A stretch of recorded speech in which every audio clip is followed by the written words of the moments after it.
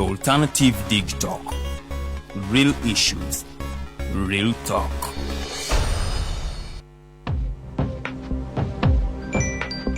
Go to the church, though. Tawali man, what's up? Man, can you imagine people just dump everywhere? Someone drinks water and throws the bottle wherever. Come on, Rogers. What else do you expect people to do with an empty bottle? Simanya now, do you know that plastics take at least 450 years to decompose?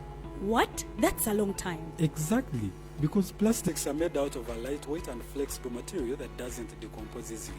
And plastics everywhere in the environment cause plastic pollution. What is plastic pollution now? It is the accumulation of plastic waste in the environment, like bottles, polythene bags, straws. All of these contribute to plastic pollution. I have been using them without knowing their effect. Yeah, a lot of people have. Plastics are a danger to the ecosystem, both on land and in water. So how can we overcome this problem? Is there something we can do? Oh yes, we can reduce by minimizing the use of plastics, reuse by repurposing them, or recycle by collecting and processing them into new products. Everyone wants to change the world, but no one wants to change themselves for the world. How about we change our habits for the world? And it starts with me and you. This message is brought to you by Alternative Digitalk.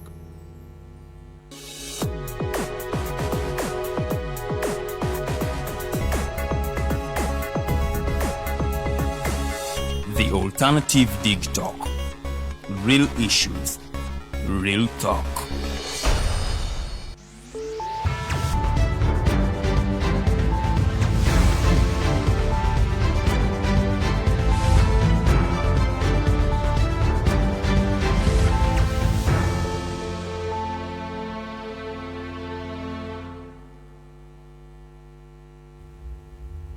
Ennaku z'omwezi ziri 3 omwezi gwa Musenene omwaka 2023 mbaniriza nnyo program The Voltage gaba masanyalaze gennyini era nga nze omumbejja Luwedde Lilian okubanga nje kutuusaako olunaku olw'enkya ng'ennaku z'omwezi lumu Desemba oba lumu omwezi ogwa Ntenvu Uganda ejja kwegatta ku nsi yonna okufumitiriza ku lunaku luno olwa Mukenenya oba olw'abalwadde ba Mukenenya.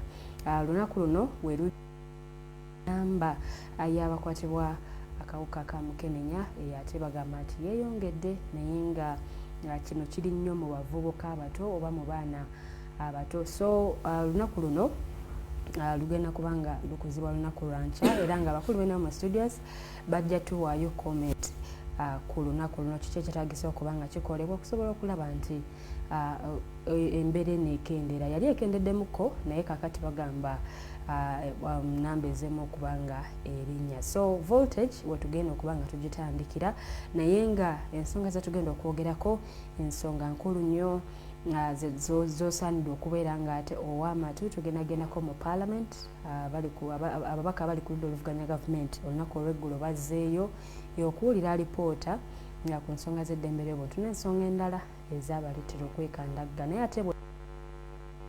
ate twogereko ku nsonga z'ekibuga Kampala mu Lord Mayor Salongeria Serukwago yavaayo neyemulugunya kuba SFC okubanga kakati bwe bali mulimu gw'okuddaabiriza enguudo ate minisita Kyofa Togobe naye n'avaayo n'amuddamu. Kale ensonga ezo nazo tujja kuzoogerako bwe zityo mpola mpola tutunuulira buweereza lwaki abamu babuteekamu ebyobufuzi abamu bwe balaba nga ebintu bikoleddwa ate abakulembeze abamu tebayisibwa bulungi. Kale awo we tujja okutambulira olunaku olwaleero. Tuli buterevu ku peeji zaffe The Alternative Uganda ne Digital TV nga tutambulira awo naye nga likinga followinga so nga ate YouTube channel yaffe eri The Alternative Uganda sabo subscribing nga bwakatuukayo nyige n'akadaako nti bateekayo video obeera omu ku abo basooka okubanga banyumirwa shows enyivu ze tulina. Abakulu kabatulamuseeko ate program tugitandikire awo. Katandike ne mwami Kasule lamusa kuba tulaba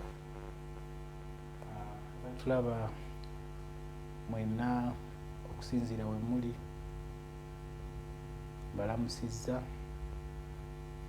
ate neneebaza n'Omukama Katonda atuwadde obulamu nga ffe balonzeemu okubanga tukyasobola okujja wano nga tebubadde busobozi bwaffe naye okugjako ye yasazeewo tubeewo ne bitwogera okulaba nga tutwala eggwanga lyaffe mu maaso.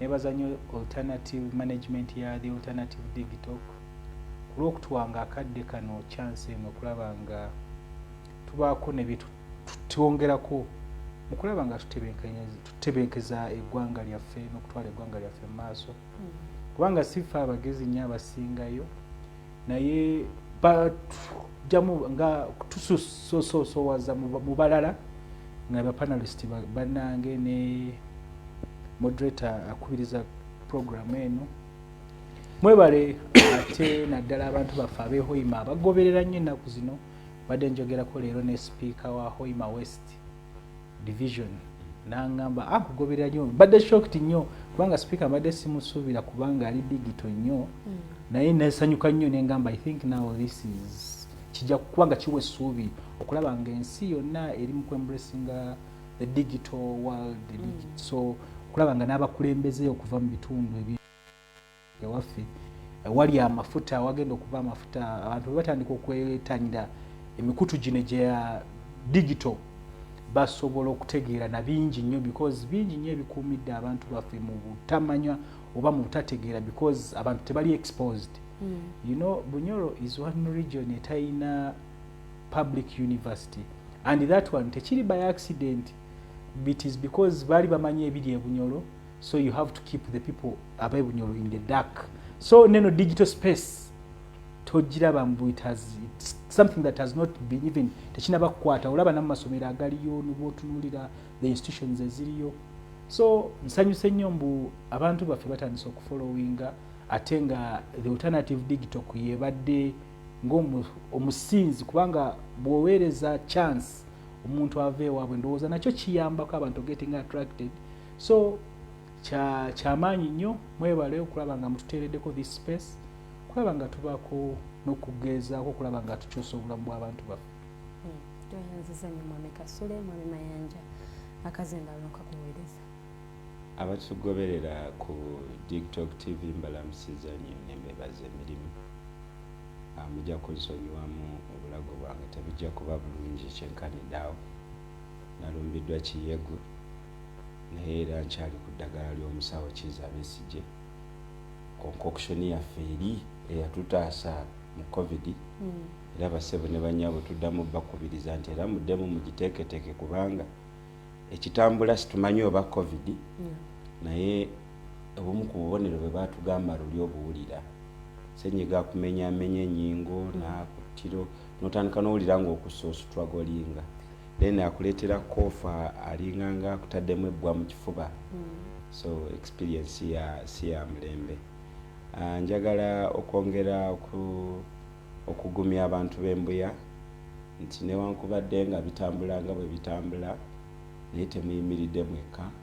Waliyo bannaUganda bannammwe nga bagoberera amateeka abakyalemeddeko nga bagamba nti kale ettaka ne bwe lya poliisi nga bwe bijwetekebwa kuba tetulabanga ku kyapa nti ne poliisi yandibadde egoberera amateeka abalala bonna ge bayitamu okusengula ababeera basenze ku ttaka lyabwe. Tuvumirira ne sekuvumirira obumenyi bw'amateeka obukolebwa Uganda Police era twagala okwaniriza ebbaluwa eyawandiikiddwa Minisita Kayindo Tafire ng'alagira Inspector General of Police okuinvestigatinga allegations ezaatuuka n'okufiiramu omuntu nga yeebuuza poliisi gyebadde bulijjo nti kati lwezuukuse okunoonya ettaka lyayo netuuka n'okumenya ennyumba z'abantu nti kikoseza ddala kiri kye babadde bazimba ekya community policing. Kati abantu banaalabanga poliisi nga bagidduka kubanga poliisi naye efuuse ki mu bufu bwe bumu zikiriza nebaze abavubuka abeegattira mu kibiina kye bayita Zukuka Entertainment batukola bulungi nnyo waffe ebutabika batutegekamu marathoni naye nga ku mulundi guno twali tudduka emisinde okusupportingako ba single mothers. Ffe waffe gye tubeera amaka ga families are breaking abasingamu obungi nga nange atudde wano mwendi tukuze n'abanyaffe tukulidde mu mizigo nga bajjawo emmeeza n'oyokoyala obuliri okiwulira ffe tetubadde n'ezo lakizale zammwe mu busibanyi omuntu obeera ne bedroom yo obeera n'amasuuka ago nno obadde ng'ogumiikiriza eddiiro bwe limala okukola emirimu gyalyo nga lifuka bedroom yo. So twadduka emisinde era twebaza meeya wa Nakawa omwami Paul Mugambe manyi nanyumirwa invitation ezagabwa cross abantu abamu ne baleeta emmotoka zaabwe ne bazipaakinga awo ne bagenda eri mikolo gy'abanene kubanga ndowooza ku Cyprian twalinayo omukolo gwa ekereziya kati abannabyabufuzi abasingamu obungi ne bagenda ku ekereziya which is okay naye basingle mothers ne babaleka. Lwaki ndeesa ensonga eno nti bwe twali tuli mu misinde egyo ensonga ya HIV yajja, ensonga yaba child parents abaana abafuna embuto nga tebannaba kukula nayo yajja. Ate nze ezo themes nzirinamu keen interest naddala ku baana abafuuka abazadde nga tebannakula nakaveeruzira nendaba abavubuka abato ababonaabona n'omusango gwa defilement. Kyekintu kye tusobola okwewala nendowooza tewaliwo sensitization enough. Ekyokubiri etteeka eryo nalyo era baalikolanga boola bali neryebisiyaga baalikola twapiize certain constituency naye tebaali expandinga kutunuulira lirina engeri gye liri favorite eri abakyala ate bwe liri aggressive nnyo eri abaana ab'obulenzi. Case scenario ng'omulenzi wa myaka 19 ng'omuwala wa 17 kati tuvunaana awo nze weewali debate awo if we are going to talk about HIV naye ebyo byebimu bw'oba ogenda ku discussing HIV ebyo byebimu ku byosangayo bw'ogambye nti infection zeeyongedde tubadde tukusuubira okwongera okutunolishingira debate tuwe percentage infection zeeyongedde mu age bracket ki bakadde bavubuka bawala balenzi 15 kutoka ku myaka nga 35. So ekyo kikulu naddala nga tuli mu holiday aba P7 bamaze okukola ebibuzo bakomewo awaka abasenior fo bamaze okukola ebibuzo bali waka. These are going to be lengthy holidays. So ndowooza eno program ogitegekedde mu budde nsanyusa okubeera wa tweyanziza nnyo mwami Mayanja mu bufu bwe muka tukwatirawo olunaku olw'enkya eggwanga Uganda tugenda kwegatta ku nsi yonna okwefumiitiriza ate ku kawuka kano akamukenenya kabaddewo okumalira ddala ebbanga eriwera. Ab'enganda zaffe bangi nnyo abatuvudde ku maaso lwa nsonga eno n'abalala abamu bakyali ku ddagala. So mu biseera nga bino ebya holiday empanvu bwete nga bagamba nti akawuka kagirisizza nnyo mu baana ate abavubuka abato okusingira ddala abaana abawala. Kiki kyetaaga okuba nga kikolebwa eri abazadde mwina role ey'okuplayinga eri abaana nammwe mwina role ey'okuplayinga naye awo wennyini bwensabira comment yo mwami Kasule nga tukigeneralizinze. Ate nga tugenda commemorating okwejjukiza nga eggwanga obanga ensi yonna kigenda kubeera worldwide ng'abantu. Buno obulwadde bwajja ate I think netubukkiriza mbu buli part of us kubanga bangi at least bw'oba ate experience nzeeko oba atalivinze nabo oba atabaddeko n'omuntu oba atabaddeko mu mbeera oba omuntu we oba relative oba friend, I think you may find that taliwo atafunye that, so it is something that is part of us. Naye bw'otunuulira engeri gye bazze nga bakuwa statistics kubanga twali tudeclinizeemu emabegakaawo naye kati bw'olaba kuva covid obudde obwe twabeeramu obwo abantu tebakola ki abaana ne bagenda awaka ebintu ne bibeerawo, so bwayongera okukola ki okweyongera. Ate kiyinziza neddala ewaffe nze gyenva ehoima kubanga hoima eri ku bagambye 9.6 something percent ate nga nayo bagibala eri mu one of the districts ezikoleza eki eziri mu kweyongera at a very high rate. Naye nze nja tunuulira naddala ebintu ebigezezaako okuleeta eki kubanga bw'otunuulira nga hoima budde buno influx ezze because of ebintu by'amafuta. Bw'olaba infrastructure ebadde ekolebwa these what so called oil roads, tulina wano abaana be twafuna nga bakola oluguudo lwa Kaisotonya. Kaisotonya lwakolwa abasajja bataki naye abakazi babaleka, abakazi nga bablack babaleka n'abaana bazungu bana nga bali awo bana ba half caste bali awo tebamanyi batata baabwe, abasajja bajja buzikola ne babazaalamu abaana ne babalekaawo. They don't know, they don't have no tebalina kibayamba. Ate wasanga nga situation nejja mu mataka ate babagobyeko we baali babeera because amataka, that is the place where bali mukola ki bali mu the oil development is really taking a place. Yeah. Even in the town centers eza districts ezo mu Bunyoro ojja kwesanga mbu abantu bangi because they expecting a lot from those areas kubanga lw'amafuta abantu ne bayingirawo. So I think kiddayo okulaba nga tusensitizing abantu baffe because bwe tuba tuorganizing the community, because one, we have a hopeless society which is living in that hopeless state. Tebalina kye basuubira, bali awo, government yabavaako, bali ku lwabwe. So bo tebamanyi na kumanya, because if I ask to you, Lydian, when do you last go for normal checkups? Because for us we are looking at okay, nchirize saying that context ngamba omuntu atulaba ali eyo ali hoima ali mukutulaba yekebezadde okulaba mbu maybe omutima gwange gupampinga gutya, because it's not only about HIV obambi yetta abantu, no, abantu buli omuntu bwafa tebajja kugamba mwaki muse HIV, no, bajja kugamba ekimuse oba maybe abaddewo ne gundi failure of this oba abaddewo kino, because one, ebyobujjanjabi byaffe bye tulina tebitusobozesezza okulaba nga bitukuumye nga tuli balamu. Because if I had capacity nsobola okugenda n'enkola tests ez'enjawulo ku mubiri gwange, I can live n'obulwadde bwonna bwe nina for some good years ate nga ndi health. Naye kati system gye tulina mbu abantu twabavaako, abantu tetubasomesezza, because now nkuwadde ekizampo kya Hoima. If bwoba ogenda kukola ene infrastructure, bwoba olaba zino company nga zigenda kukola ebintu oba bagenda kukola luguudo nabana bakola railway, because mwagiramu endwadde, bajja n'endwadde, mwalimu endwadde smallpox biki na biki, but abantu mubateesateese mutya mubagamba mbu wagenda okubawo this kind of development, mulina okweyisa bwe muti. Ate tutaddewo oba ebintu ebyetaagisa bitangira, because you see tutaddewo ebintu bwe bito oba these centers zigenda okuyamba abantu bwe ziti, because nze nkugambye bali wansi eyo bali mu kusima amafuta, but let me ask you, how many health centers ziri wansi eyo? Okitegere kati ogamba tugenda kulwanyisa tutya endwadde bwe zityo, because omuntu osobola, you can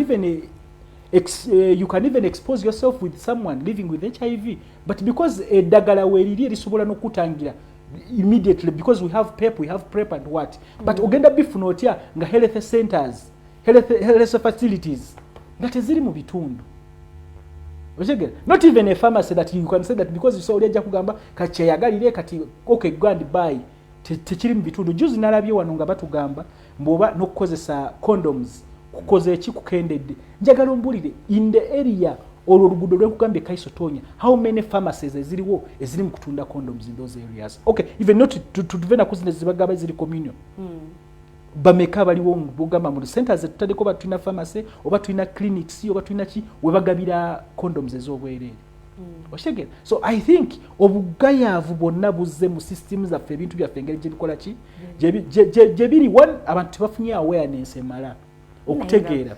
Where you information ku radio, you see vakuzino radio mu pharmacies je tugenda okujama dagalo Lydian wano tulina history mbu endwadde zino ezijja wano ezakafuba, endwadde ki ne covid wano abamu bagifuula business kubanga wano tulina probe ya Global Fund, abantu it is on record, even minister budde buno abamu their ministers ababba sente za Global Fund. Minister Kaboyo, she was convicted. Okitegera, Jim Muhwezi yali mu issues za gundi, but they are still the ministers. So nkugamba mbu ebintu bino obiraba n'okuteeka adverts ku radio. Nze nalina mukwano gwange akola ku Nassau yangamba ekintu ekirimu sente, wajjukiranga campaign ya obulamu, agamba eyo erimu sente.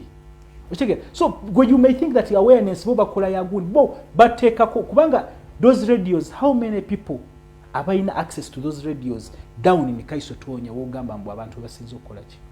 Okitegere. So awareness gyokola at local level tulina structures, administrative structures from local council one.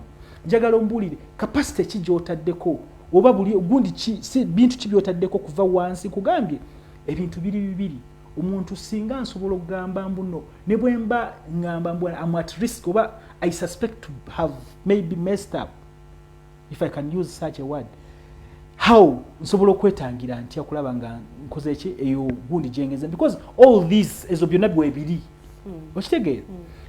Ate nabana abantu abalala nze here during COVID running a campaign with some colleagues nga tugezako kuyamba abantu those who abali ku ddagala naye nga jukira wano bagenda ne baggalawo public transport nga abantu tebasobola genda kukima ki kutambuza bigere obanga tebalina gundi okugenda kufuna eddagala eryo. Abantu wano ne tu interacting with many people, but when you find the misery they are going through okitegeera. So abantu gye bali era ne issue ya stigma ekyaliwo because awareness tebadde ki tenaba kuba y'amaanyi. So bwe tube bino betubigira, of course tulina abaana baffe kati baze mu holiday, abazadde first of all nafe abazadde tuli ku byaffe okitegeera, tetulina chance, tetulina budde n'abaana baffe, tetulina kiso ensi kasita eva abakulembera ensi kasita bava ku bannansi ne basigala ku lwabwe, you'll expect such things bijja okubaawo, bijja okukola ki naye kubanga ne bwe baba bawadde ssente z'ogamba mbu simanya awareness bajja kubulira government is spending billions of money mu awareness naye nga bazitaddewa NBS biki ezo gunde zaabwe ezo zolaba ezo biki naye radio ezifaanana zitya enamba y'abantu ewuliriza radio nene nnyo okusinga enamba y'abantu eraba TV. You just assume kubanga ng'olaba zino statistics ze babawa naye mu butuufu bwennyini ate kubanga nze era mbadde ngamba abantu be Hoima bw'otunulira gundi nga Hoima ekizibu kye tulina ffe, it is the only region etalimu an institution ereeta abantu okuva mu bitundu ebyenjawulo. Ekitegeeza ojja kwesanga mbu abantu abalimu mulimu what I can call it's easier to have a section network. Bwe babeeramu omukyalo omu buli muntu ajja kuba aluubirira omukyalo yalabika obulungi okitegeera because temulimu variety, temulimu bintu ebireetamu abantu abakoze eki musobola okugamba muno you can have a number of them okitegeera. So kati bwe tuba tugamba abantu twongeremu services ezigenda okuleeta abantu, twongere ku exposing abantu baffe okitegeera as long as abantu bagenda okubeera nga tebali exposed nga mugoyagala oba keepingira mu the dark. You control what people consume, you control what people will hear on radio, you control what people will talk, or you control how people will live their lives. We are going to keep on with these challenges zetulaba. So to me I think that's the biggest challenge. Naye twongere okwogera n'abantu baffe okulaba nga tubeera tulaba nga tugezezaako okulaba nga tukola ebyo ebitugezaako okutukipinga nga tusobola okukipinga ffenna bwe tuba abalwadde oba nabo tulabe nga tetubalaba nga balabe baffe because it will help us, because if someone bw'aba alaba mbu I'm free in the society then ajja kulaba naye ajja kukosa eddagala lye bulungi ajja kukola ki so tajja kubeera na buzibu bwonna. So I think ekizibu kyonna ekizzeewo mbuno kati budde buno buli kimu kyonna tukikipinga into what kubanga tetutaddewo mbeera environment enabling abantu okulaba nga bali free. As long as tukyanyigira abantu mu ebyo nga tukyatyobola okugawa eddembe ly'abantu togenda kugamba mbuno ogenda kulwanirira abantu abalwadde oba eddembe lya muntu omulwadde oba ogenda protecting eddembe lyo natanaba kulwala ng'okyatyobola eddembe ly'abantu in whichever way kati abantu tekigenda okubaawo kubanga juzi walabye tugenda byogerako wano nga bagamba report ya government report ya Minister wa Internal Affairs gyawadde mu Parliament nakugamba mbu baganyoge abantu baganyo okuwera people fearing everything babagana naye tujjagera ko living into fear denial in everything. Mwami Mayanja kawunzike ku nsonga eno ya International World AIDS Day nsaba Katonda mbeere bino okwogera birime kuba byabufuzi ate etandika na Dr. Kiza Besite kirate ebyobulamu byabufuzi era mu America, United States of America ebyokwerinda biri wansi w'ekitongole kya national security mu mawanga ago genjogeddeko research mu ndwadde ne mu malagala gavumenti ezo ziteeka ssente bukirivu nnyo okuvumbula obulamu buyinza kusigalawo obutya buyinza kulongooka butya. So ekyo kirese nti tukyalinamu gaps. Perception yaffe oba mindset yaffe ebyobulamu bya bulamu biri stand alone. Ekiwulira ate ne tujja tubeera n'obuzibu nti ffe cabinet teri merit driven era tetulina nnyo kye tugibanja. Bwe bakuba minisita bo newammwe mu kyalo musalente ennamba ogudde mu bintu. Mu mawanga amalala baba bakutissa olubengo. Eggwanga liba litunuulidde ggwe so oli appointing authority. Naye ebyo biba bifuuse byabufuzi. Njagala kugamba bwe nti ndowooza ekintu ebimu ku bintu ebitono ennyo omunnayuganda byasobola okwogerako ku gavumenti ya Uganda. Nze nga Mayanja nzikiriza nti mbawa akabonero akanene mu lutalo lwa HIV. Bw'obanga otunulidde HIV, Uganda yasoosowaza ebisinga obukulu. First priority ku testinga. I think ekyokukebera siriimu bakifuulira ddala kya bulijjo.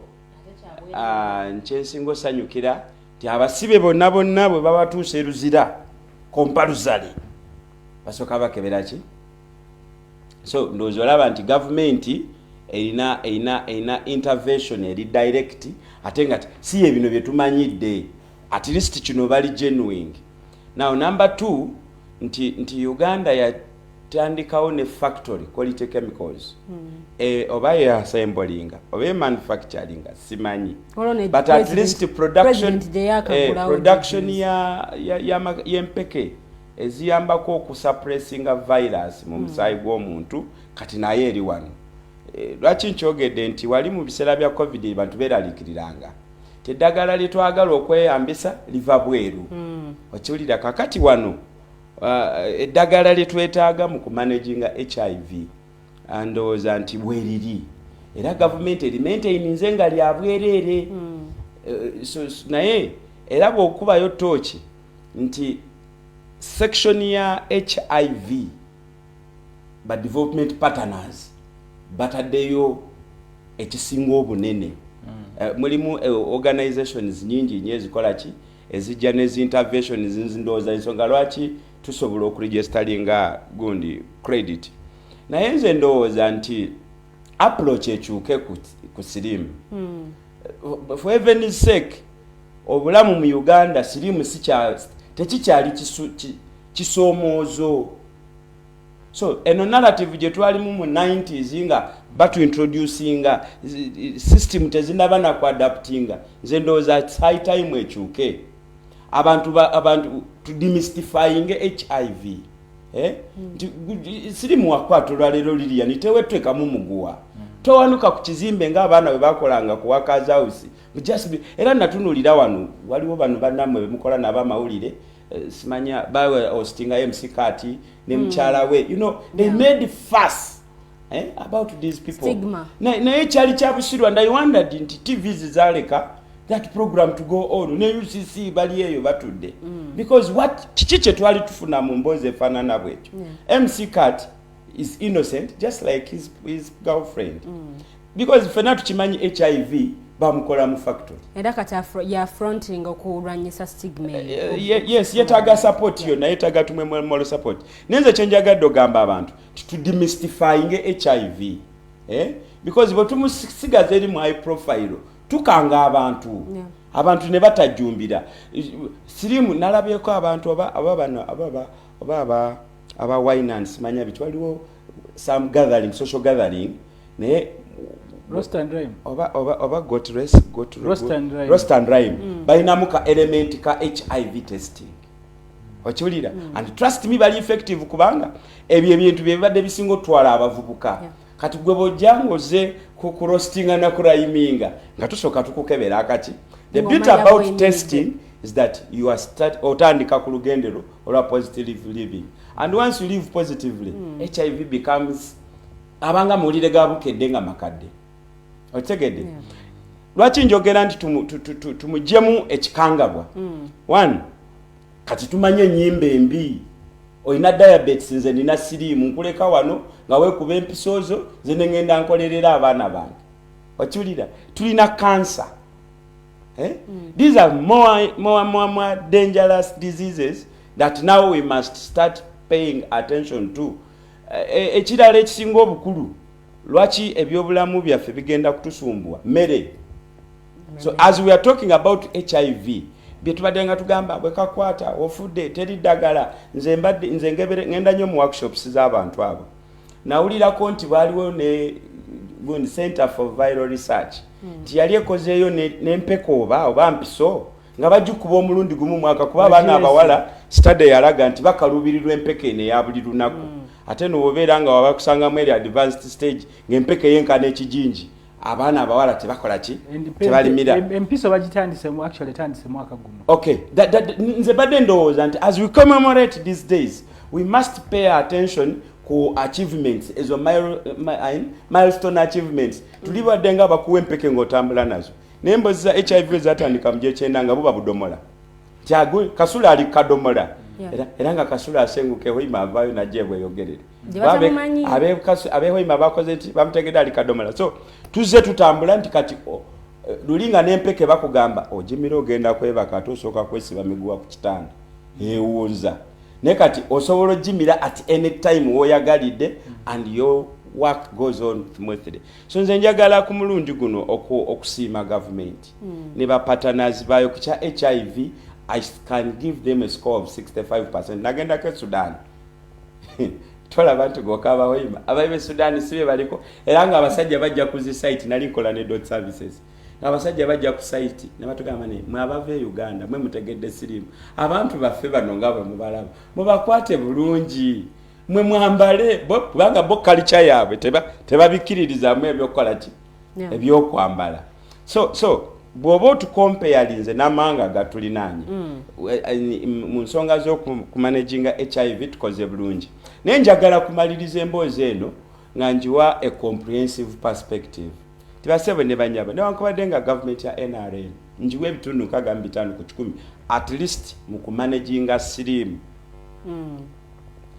debate esaana tutunulire ebyobulamu byonna comprehensively era njagala kubajjukiza nti ffe mu FDC twali twasuubiza nti nansi tugenda kumwanga emitwalo 65 kwe tutandikira dokita tumwe miliyoni 3 n'ekitundu kiki kye twali tugezaako ako kabonero commitment yaffe nti bwe tunaabeera nga tukutte gavumenti ssente z'omusolo ezisinga obungi zigenda mu byabulamu twongere amaanyi mu research mu byobulamu twongera amaanyi mu byenjigiriza twongera amaanyi mu kulima emmere fe ebyo ebintu bisatu bye twesibako nga tugamba gavumenti ne tumala tukeera enkyanga bino byesoosowaza nga sente mwezigwera ndowooza ffe n'ekibiina tukiggalawo maliriza na kano ate era tugamba ffe ab'ekisinde kya munnansi ti akaseera katuuse central government tugijjeko obuvunaanyizibwa bw'ebintu bino ebitonotono naffe kati byetufunye amagezi byetusobola okwekolerako central government tugirekera ebintu nga foreign affairs infrastructure development n'ebyobulamu ebirina moral aspect gye tusobola okugoberera nga tuva ku family tusobola okugyekolerako mu federal system of governance nga federal states omusolo gwe zikuŋŋaanya priority bya bulamu nze ndowooza nti bwe tugenda eyo tujja kumanaginga bulungi mwami Kasule kiri kyoyogedde nze sikkiriziganya nakyo nti society y'e Bunyoro ekyali intact bwoba bema nkuwulidde bulungi insinuation gyokoze nti abantu b'e Bunyoro balinga nga abatalina priority bwe baba baagala okola ki okubaako kibatuukako nze ndowooza society yammwe ekyali nnungi fe wane Kampala tulina obuzibu nti kizibu okutrackinga gundi movement ya HIV because Kampala ina influx y'abantu abajja ne social behaviors ze tutasobola kola ki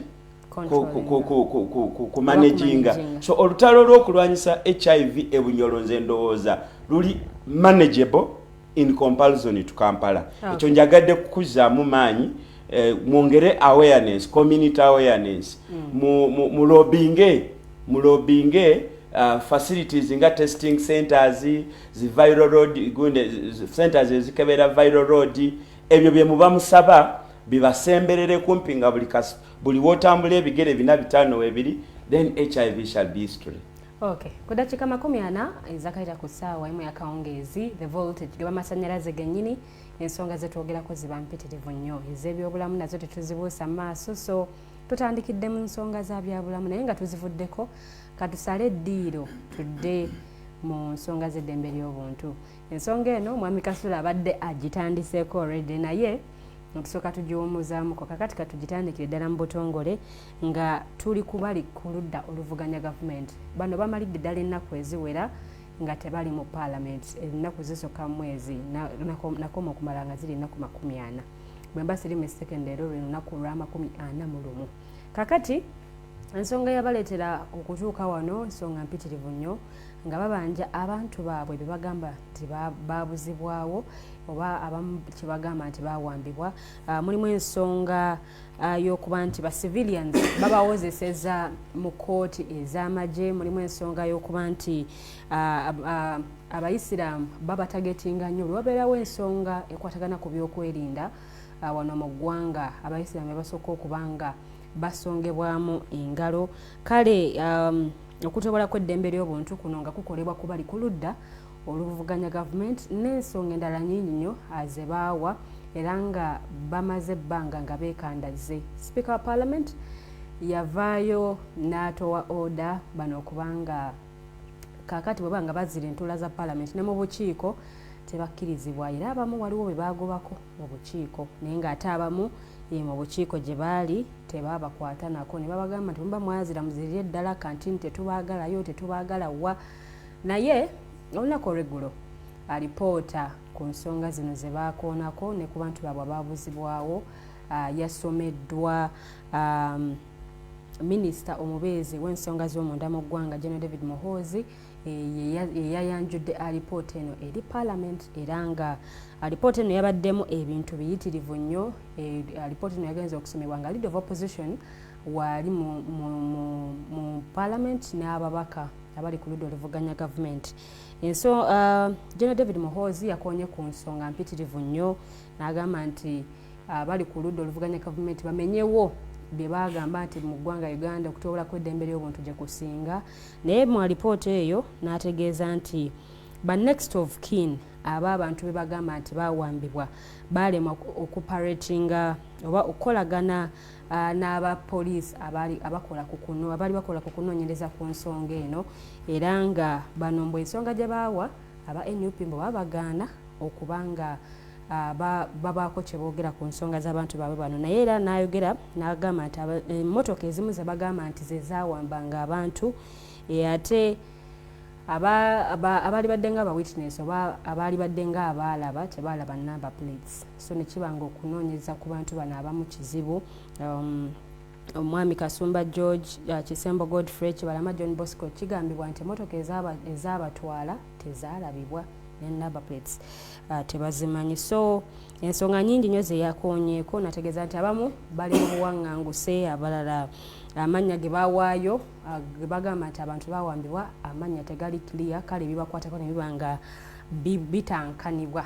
Mu lipooti eno bingi nnyo bye yayogeddeko nnyinza obutabimalaayo naye nga abakulu beneyo mu studios ensonga ne bazze bagigoberera tuzze tugyogerako naye awe twagalira okutandikira okwebuuza alipoota eneematiza ebirimu byebyo bo abali ku ludda oluvuganya gavumenti baagikubyemu dda ebituli ne bagala si baakudda mu Parliament naye bajja kugyogerako sabbiiti ejja ku lunaku olwokubiri. Mwami Kasule, tutandikire ku nsonga eno yennyini obadde ogitandiseeko wali naye ne tutagigendamu nnyo kakati keekadde kaayo okuba nga tugyogerako.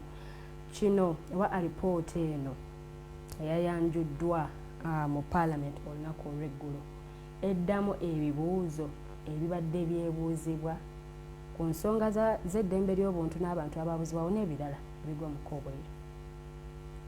Twali ku eno twagezaako kwefumiitiriza alipooti kyeki naki ekyetaagibwa naye nze njagala kwebaza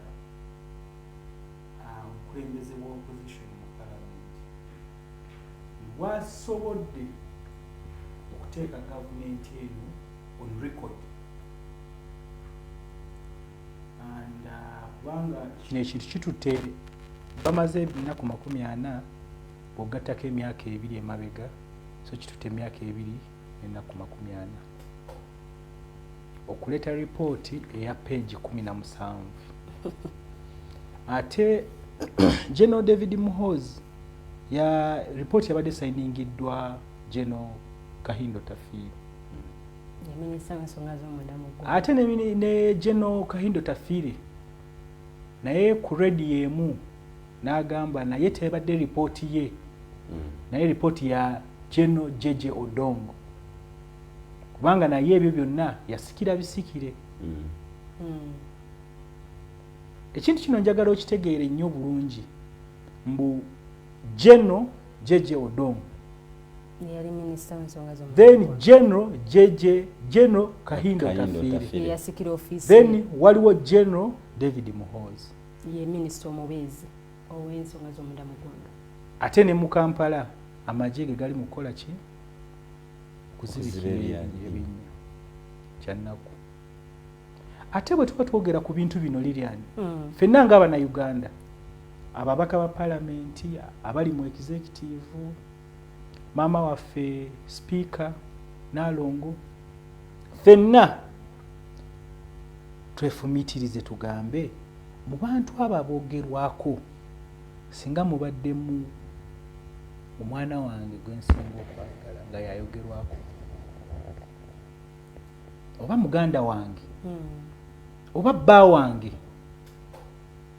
oba mukyala wange then tusobola okukola ki okulema okubalatira mu nsonga zino because bw'olaba ripooti eyo bw'ogisoma bulungi n'ogyetegereza balina ebintu bingi bye bayogedde nga bakozesa bagezaako okugamba bw'omuntu kasita bw'aba yabula nga tewagenda mu ripooti nga mbu yabula kati oyo ki eyo gone case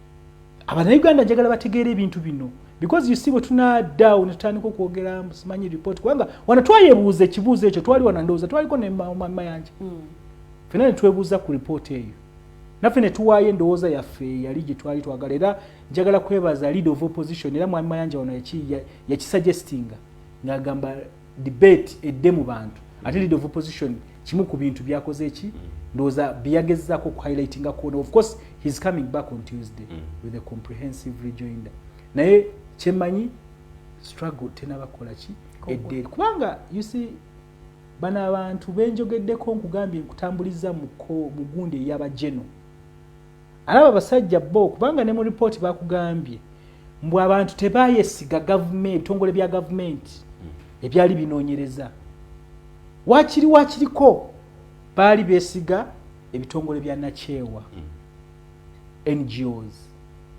mbu era baali balina okukola ki okweteeka mu kifaananyi ekyo mbu bali mu kubuuza ng'aba NGO so government buli bwebeera kubanga kati wano okulaba the presence of government kutegeera mu government weeri olina okulaba amagye oba olina okulaba emmundu era bwe oyitamu otambula mu kibuga muno okulaba government ye eri awo era genda saidi z'ekololo eyo ojja kulaba leero mbadde mpita ebitundu byeyo ku Nakasero kololo ojja kusanga magye gali mu kubo ogenda ku Northern bypass osanga nga ki that's the presence kati ne mu bitongole byonna olaba ki magye abantu bana bagambibwa okubanga baawambibwa basinga bakugamba baawambibwa magye bitongole bya magye n'ebitongole bya poliisi ebimu kubanga mu bantu bano engeri gye baali baawambibwa buwulira stories ez'enjawulo kubanga leader of opposition yatuuka mu maka g'abantu bano ne stories ne ziteebwa ku mitimbagano n'abamawulire ne muzizannya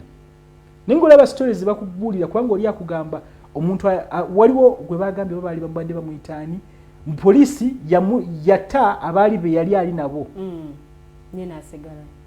naye ne police still cannot even account for that abamu bagambe tebali mu records za police okitegeera so ekyo kiba kitegeeza mbu bannayuganda tulina okutegeera nze nkugambye bannayuganda bino byonna tubadde twogera ku byobulamu tuliwo ku lwaffe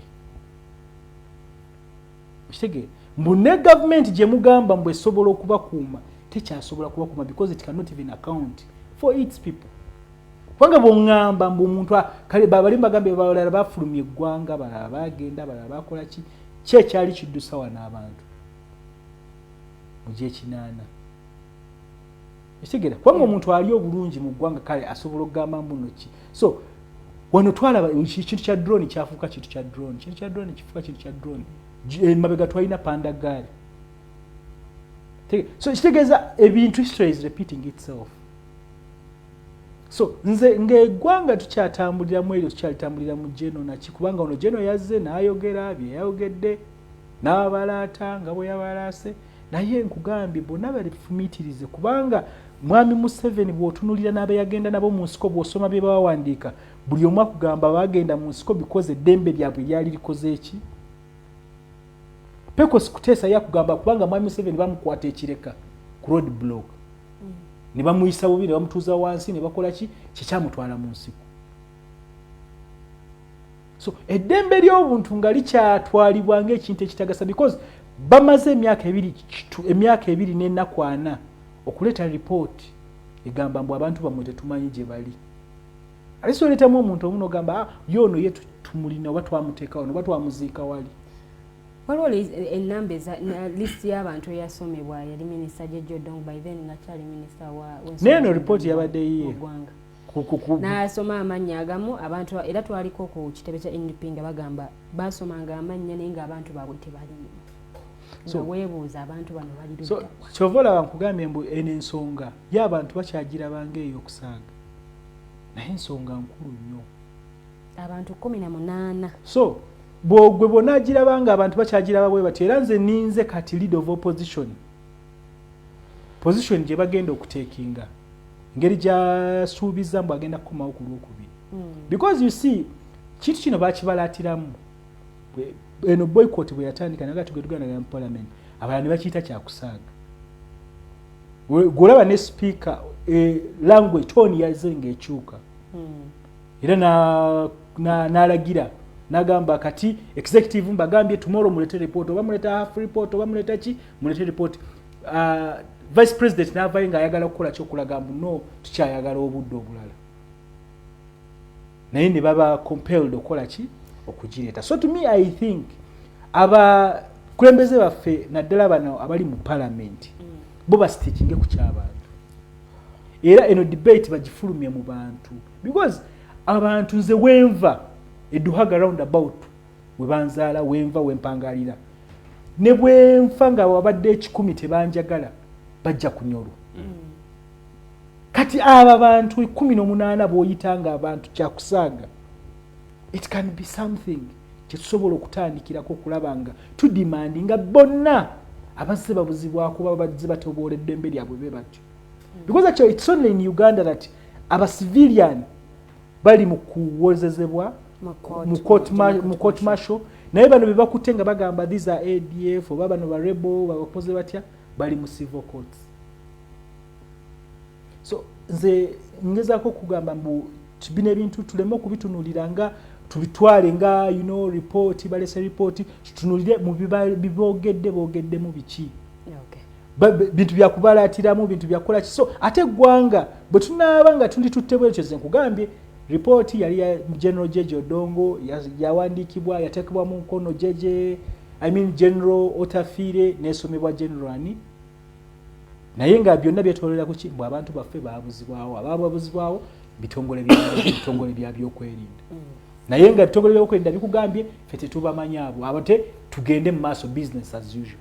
Okay, tweyanziza nnyo mwami Kasule ngenda kubanga nkomawo gy'oli mwami Mayanja nsaze eddiiro nzizeewo omulundi guno opposition wagiwa akabonero naye bwe basaba alipoota naga alipoota kyeyo gye basaba era bajagazaaki awo tuba tutandikira ku luno bagireese mulimu ebintu bibiri mu non-violent struggle dialogue is kyakulwanyisa kinene naye kikolera abagezigezi natandise okuwandiika brief notes ku Honorable Mathias Mpuuga alabika master mu kazannyo kano bw'oba osomye emirimu gya Mahatma Gandhi ne Nelson Mandela akugamba nti kyotakolanga kwe kujjawo opportunity y'okuteesa bwe mubanga mulina obutakkaanya, you must always maintain an avenue for dialogue.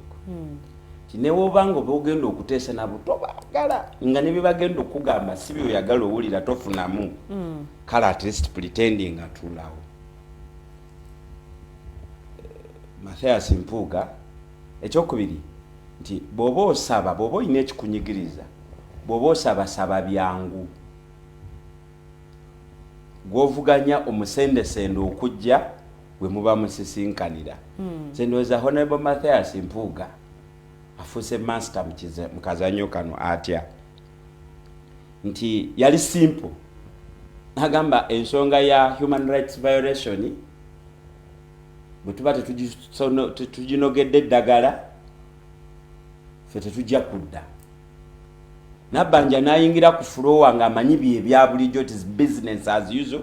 Bajja kujja bajerege bakange bakanula amaaso oyo nafa mu firimu era kati mugenzi nsi tekyamwogerako because ekikolwa kye yakola nga ajja okwadressinga parliament naye nga tanatuuka ku floor naye nga akasuse tantrum abula kujjamu sikaati agikuba abamutunuulidde. Olwo lwe yakola ki? Naye n'akonfaminga kiri President Museveni kyagamba kino kisanja ky'abavubi ne kikonfaminga Kasule kyayagattayagadde tugamba naye tusobola okyogerako kubanga tutunulira human rights violation. What determines our human rights are the laws that we make. Mwami Kasule osoma amateeka maaso kaawo njagala noonyezaako kubanze simanyi we kiri. Njagala omutubuulire constitution yaffe eragira bannamagye abali mu service okola mu civil administration bameka. Nkijje ku kiri kyotulaze nti mu ministry emu yeeyitiramu ba general bokka kyokka ye ya internal affairs. Era bwe baba boogera ku human rights violation suspect number 1 Uganda police. Myaka ku mwaka back to back number 2 atwala omudaali gwa silver UPDF. Naye bino byombi ndoza byebivuga Ministry ya Internal Affairs. It is either UPDF or Ministry of Internal Affairs and their intelligence services. So Mwami Mpuuga awangudde bingi asaana agendeko ne muluwumula ensonga tennaguka naye nze nkugambye awangudde bingi. Oyo David Muhoozi nga ebintu bino bitandika yajja afande Tayebwa nti olwo bitandise Speaker Tayebwa n'amugamba nti naye ndowooza nti you can still find an avenue and you give the Honorable Mpuuga what is interested in. I know you.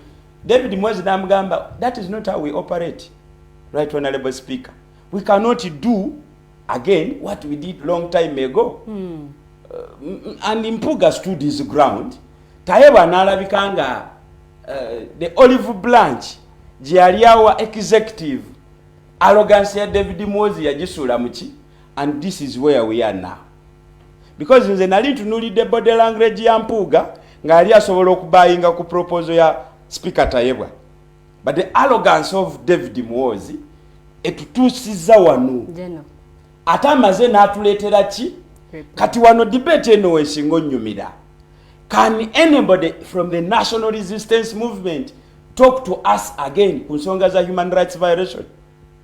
Era wano siwe tuba tusinziira tuddemu twebuuze ebyabatwala mu nsiko bayinza okuba bye batugamba si byebyo, because tulabye body language ya byatandika mpolo liyaga we have the support of the maji ne ku TikTok ne mu bizanya ne bitrending oli najja n'agamba bajja kutta abaana bammwe antwamuvuma nenga mama yali alina revelations zatubuulira tibanange nafumira ogusajja guno ku Ismail wansi w'ekitanda kyago wali amagumba g'abantu baana bange temujja mu kisenge bajja kubalya tetwawuliriza ani omulala wali wawo ono wembuzi yagamba ati so generally NRM kukikwatagana ne human rights violation tebaliyo. kuvira ddala ku chairman wabe because chairman bwe bamuleetedde ng'ensonga zino his responses zibadde petty and casual ng'era bwe yawudde ku byabalalo because nakugamba wano tinza obutafaanagana na mpuuga human rights violation sijja zipatizaninga zirina kubeera national era nenkugamba nti bwe tufuna obudde tusobola okutunuulira region per region nze nenkusongera ku violations eziri gross in nature. So when the president was asked about the human rights violation in Acholi, in Apa, asazera zifanagana neza Robina Nabanja bwe yali ajja okwanukula speaker. Kakati basebe ne banyabo mwabali ebwe badenga balimba mwena alemwe yagala nnyo emirembe. Ekigambo kino bakyogera kituteeka mu bwongo nesi kye baliko. Simba wakati awo wennyini. The voltage gaba masanyalaze gennyini kati omulemu katono nnyo bwe tukomawo debate ekyagenda maaso nsonga za ddembe ly'abuntu tukomawo temuvaawo.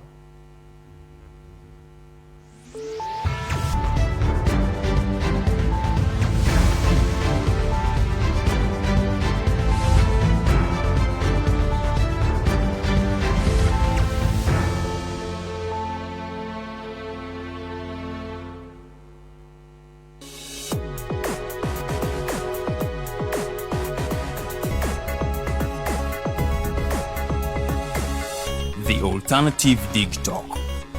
Real issues, real talk.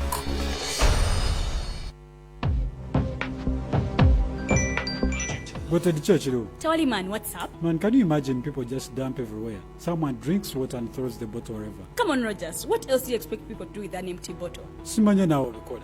Do you know that plastics take at least 450 years to decompose? What? That's a long time. Exactly. Because plastics are made out of a lightweight and flexible material that doesn't decompose easily.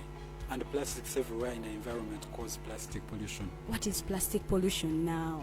It is the accumulation of plastic waste in the environment, like bottles, polythene bags, straws. All of these contribute to plastic pollution. I have been using them without knowing their effect. Yeah, a lot of people have. Plastics are a danger to the ecosystem, both on land and in water. So how can we overcome this problem? Is there something we can do? Oh yes, we can reduce by minimizing the use of plastics, reuse by repurposing them, or recycle by collecting and processing them into new products. Everyone wants to change the world, but no one wants to change themselves for the world. How about we change our habits for the world? And it starts with me and you. This message is brought to you by Alternative Digitalk.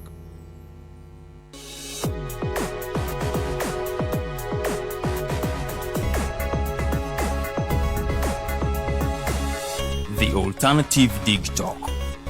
Real issues, real talk.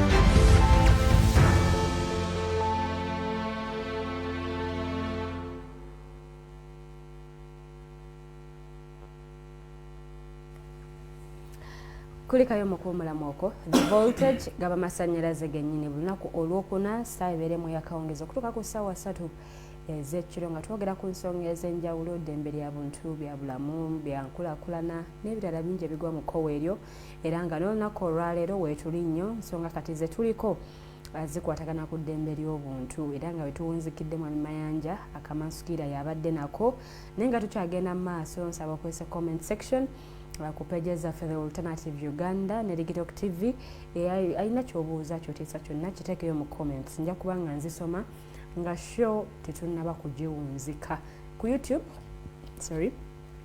tuli The Alternative Uganda nsaba tutambule ffenna ng'osubscribinga ate onyige n'akadaako ku show nnyingi ze tulina buli bateekayo video gw'omu ku abo abasooka okuba nga bamanya n'okuba nga ogira bumanye show kyeno ate gye bataddeyo naye nga tuddayo ku nsonga eno y'eddembe ly'obuntu bwe tunaawunzikira tujja kuba twogera ku nsonga ya buweereza n'ankulakulana ya kibuga Kampala nga twogera ku nsonga za Lord Mayor ze yakoonako ez'abannamagye okubanga kakati be bali mu ddimu ly'okuddaabiriza enguudo wano mu kibuga Kampala oba olyawo ate n'okukola kuzimu so katuwunzike ensonga y'eddembe ly'obuntu ate neyo tujja kubanga tugikoonako mwami Mayanja nkomyewo gyo mbadde ngamba nti ngezezaako okugirayo agoberera sheeno maybe amawulire bigatatunuulira nnyo nti David Muhoozi yakomyewo gwakubiri yalidde ebigambo bye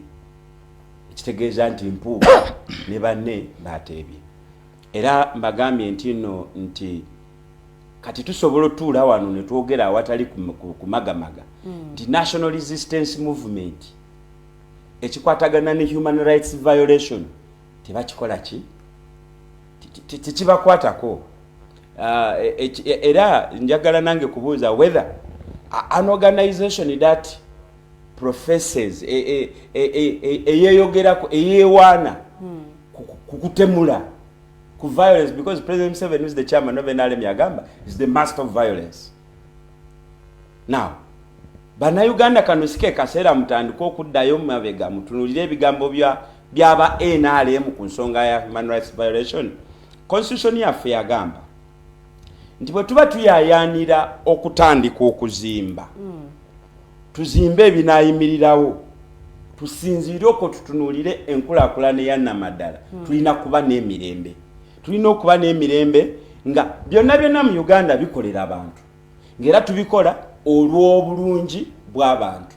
Ababadde nga bagamba ababaka simanya tebajja wano babeera eri mu committees kubanga waliyo breakfast ne allowances anti tubadde n'obudde obw'okuteesa ku nkulaakulana abo basezi abalinda Uganda erwala effe bo balye Mpuuga weebale nnyo abo nabo tubalabye naye mubaddemu amaloboozi agabadde silent matonotono ababaka b'NRM ate abasinga badde bava Busoga nalaba mwamyani Kibalya NRM ng'agamba nti bwabeerayo munnaUganda yadde omu fact Kibalya yasooka ogamba nti Isirayiri yajja wano nejjako buli kintu basically newamba Uganda naye ng'ekimya abantu bameka bali bameka si 11 era ensi erimu ekyafaayo nti eggwanga eryali likoze clandestine operation nebeera successful 99% ye Isirayiri bwe yalumba ki Uganda kati Isirayiri bweba ate okugekulumba wano yasooka kwezooba ne Kenya ng'eyagala airspace webesinziire gyekole ki kati Isirayiri bweba yayita mu bulumi obwo lw'abantu 11 kakati wano okukuba Hamas Palestine yakafiirwa abantu bameka singa 3,000 oba 1,300 naye Isirayiri ejibanja abantu 1,200 bokka bwe bati ate abali mu buwambe si bafu naye yakata abantu 1,000 mu bimeka bino byonna mbireeta alaba sheeno ategere omugaso gw'ekigambo kye bayita human rights violation gwe weenaalemu era mmanyi kati otebba ali eyaseka gw'otebedde eyo oseke olwayanira kubeera meeya wa Makindye naye nga tofa ku ddembe ly'abantu wabula ofaako kimu nkulaakulana basoloze emisolo ekiseera kijja tuuka nga abosoloze omusolo tewali kakati maliriza na kano tibasebe ne banyabo bemala okugamba nti NRM yaluuzinze era sigisabira kuwona politically yaluuzinze both mu Uganda ne mu international community nti egezezaako nnyo okufuula ensonga ya human rights violation okuba entono naye njagala kati tujjukire nti batuwaabire Congo human rights violation era ne batukuba penalties ezo nze nzisasula naawe weenaalemu agamba Bampuuga nalabeko omubaka omu ng'agamba mbukati bano betegekera 2026 what is wrong with it Minister Gwan kikyamu ki ekiri mukyo bwe baba nga beeyambisiza obunafu bwo bwe banga namulabye nga yeekamwana naye n'essajja lino nga yeekamwanira ddala mbu lwaki abantu abatono ennyo ensi yabalabi so nkyayagala okwongera eddoboozi lyange Honorable Mathias Mpuuga ne ttiimu nti kati wano we mutuuse mumaze cause okugisolidifyinga era opponent jabuze mumukubye akonsidinze casualty number emu speaker Anita Amongo yafiridde mu firimu ye taliddamu ajja kulwana nnyo okola comeback ng'ebire bya specials sibigenzeemu naye engeri gye yakuttemu ensonga ya parliament yamulabisizza bubi. Therefore mwami Mpuuga awokutte yongerako amaanyi jangu ne mu bantu naffe tubitegeeze n'abatulinaanye lwaki parliament bwe kiba kyetaagisa kuggalawo eggalewo nga mwami Godba bwe yagambye that if it is human rights violation development comes later. Tusobola n'okuyimiriza parliament era yadde agamba n'ababaka b'NRM for the first time badde balina okubeera patriotic ensonga bwebeera nga ya human rights violation nabo bandyekandaze ne bava mu house bwe bataavuddemu kyobalaze mbayita basezi toyanzege mwami Mayanja bwami Kasule nkomyewo ewuwo mwalipoota eno General David Muhoozi ayina ensonga zaakoonako ensonga z'okuba nti abadda mu bigere by'abantu bano babayite ba next of kin abantu bano abagambibwa okuba nga babuzibwaawo bagaanibwa okubaako kye boogera olw'ensonga Nuupu yabagaana. Bwe tuva ku nsonga eyo tukoone ku kumanya agamu agagambibwa okuba nti ge g'abantu be bagamba abaabulawo naye ng'ate amannya malala ne kiba nga kitankana information ku bantu bano. Nalabye leader of opposition ng'agamba nti Jeno alabika ekintu kino akikutte bulala. Omuntu wabanga erinnya ffe tumanyi lino naye ng'ate era eyabuzibwawo yegundi kijjawo kuba nti yabuzibwawo. Should we say nti aba NUP tebakola kunoonyereza kumala ku mannya g'abantu ge baasindikayo mbu be baabuzibwawo yage excitement oba Lilian bwe tubadde tutandika wano nkugambye ensonga zino tuleme okuzoogerako nga tubalaata zino ensonga si za bulijjo si byabufuzi. Nze nkugambye mwami Museveni bamukwata ne bamutuuza wansi ku road block ekireka abantu ne bagenda mu nsiko. Kasule bw'oyogera ekigambo ekyo ze you rub me at the wrong side of the back.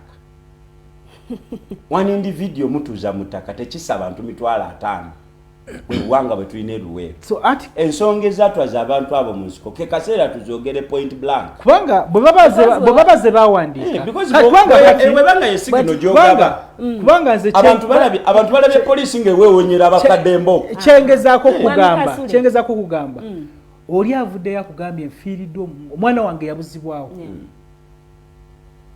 omusuubira kukola ki?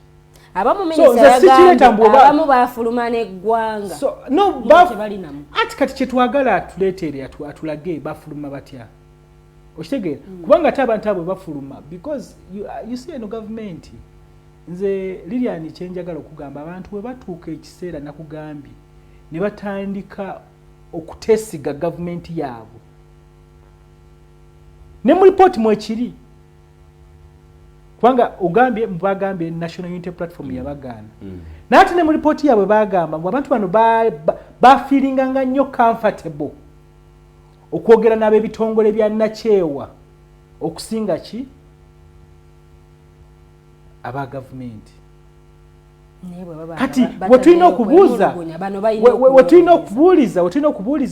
when did we reach twatuukawo ddyawo embeere batuusizaawo efaanana etya? You see omanyi tugenda ne twerabira omanyi efe waffe mu Bunyoro bakugamba ayalumibwako omusota ne bwalaba akaguwa akola kyakekanga okitegeera ojjidde mu kifaananyi ki kubanga you see omanyi ebintu bino bya social cycle mu Uganda tetubiwadde nnyo kubanga omuntu gwogendako amaze emyaka 2 anoonya ki you know the trauma he or she has been going through. Okitegeera omwaprochinze otya? It is all over the media. Babadde before cameras. Okitegeera they are not acting.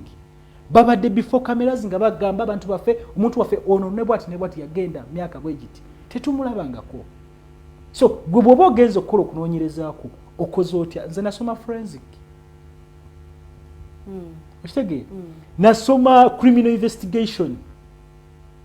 Okitegeera Lilian. So toyitusa kungamba mbu kati ffe tugenzeeyo bagambye bo basobola okukola ki okukolagana ne gundi basobola okukolagana n'ebitongole bya nakyewa era twagendanga ebitongole bya nakyewa nga tebatuwadde ezo ripooti ze baafuna abantu abo bayogera nabo nga bwe bakolanga ebitongole bya nakyewa okujjako nga baagala tukakasa tugamba Uganda kyafuuka kitongole ky'omuntu omu katongole ka nakyewa kali awo era kekali awo katwala ki bwe wabanga waliwo ensonga etunuuliddwa nti abantu bwe babuzibwawo bano baali balina okunoonyereza information ekwata ku bantu. No, you see, they have nga bali badde bawa information baganiddwa bano bali bayina Lydia nkugambye bayina buli kimu kyonna okulaba nga bakola ki bakola okunoonyereza not just because wano nkugambye bino ebintu byaligezako kubalaata and actually that 17 pages ze batuwadde they gave us too much bali basobola n'okukola kinga bwe bali bagamba naye okujjako mu nkugambye kikoze ki nze nkugambye ekintu kimu kye batukoledde to put themselves on record kati eyo efuuse crime against humanity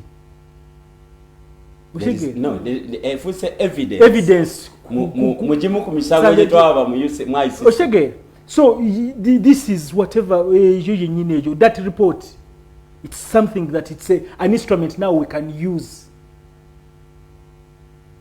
Ochege, it's one of the authorities that tugenda okukozesa bibino sobola okukozesa nenze mwami Kasule mbadde nsaba moderator afe naye atuyambe because nze nagamba tukole debate eri progressive nga at the end of the day omuntu ajamu mukyala Ly'Obuntu bwebanga UPDF ne Uganda Police gitwawa sente tuliregisteringe nekunganya buli kimwe ekitukwatako netugambe genda kiteeka mu terekere buli agency ya government inabanga ina kyeyagala enijjanga eno report naye tugamba zino cards expiring nabyo byali bya pa because benyini abakola omulimu gw'okutuwandiisa bali bakulemberwa UPDF chovala bawano kati olwaleero Lilian ongamba otya nti Mayanja leero neeyise Brian Mukasa enchane neita Samo Pio Lilian UPDF neetasobola kugamba abantu abakuba balina na national ID nze chemba Mayanja kyakugambye kyengezako kugamba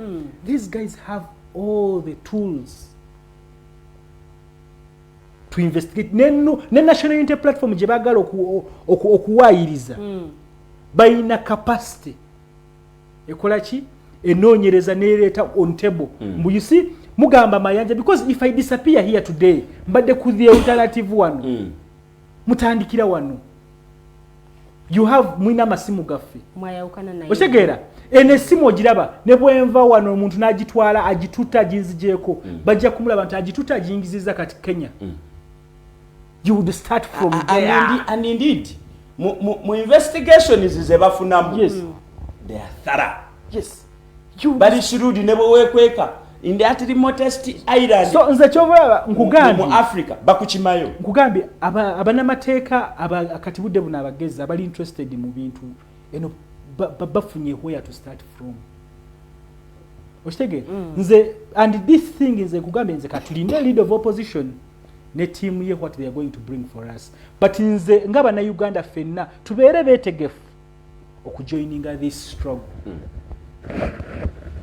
okulabanga tudimandinga abantu abaze bakola ki batyobolebwa eddembe lyabwe mu bintu ngwe bifaananyi bwe bityo because bano benyini betulaba mbwa batuwadde obuvunaanyizibwa because we give them the constitution gives them all the power we give them even the money okulaba nga batukuuma okulaba nga they account for any even half a person omuna Uganda yalambuludde bulungi ekinyusi ekyo ekibadde kyetaagibwa ku ddembe ly'obuntu nkugambye jo genotafiire yabadde ku redi emu nagamba kati nze ebyo byenaleeta byenasangawo mwagala mbawe byesiina era nakugamba n'okugamba ye abantu kubanga bamubuziza kati abantu ng'ogambye abantu baganye okukola ki abantu batandika ddi okutesiga gavumenti ya NRM naga kati genda obabuuze nze musango gwange abantu okubanga tebakyayagala NRM